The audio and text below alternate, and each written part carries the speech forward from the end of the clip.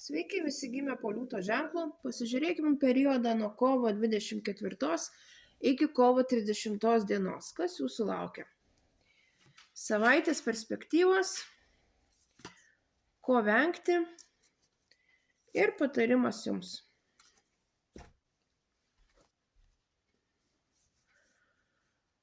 Emociškai labai pakili, labai gera savaitė.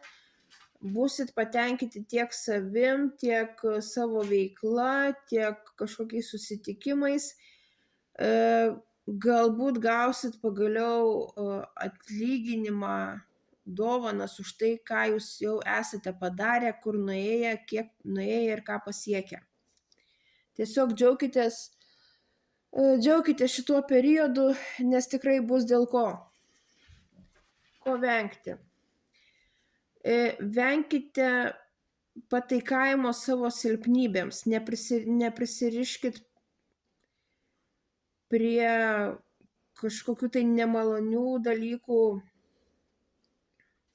Tiesiog nepataikaukit savo.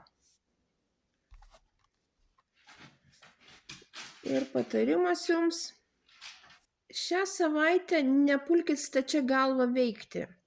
Tiesiog ypač jeigu kažkokios neaiškios situacijos, pasižiūrėkite į jas iš šono.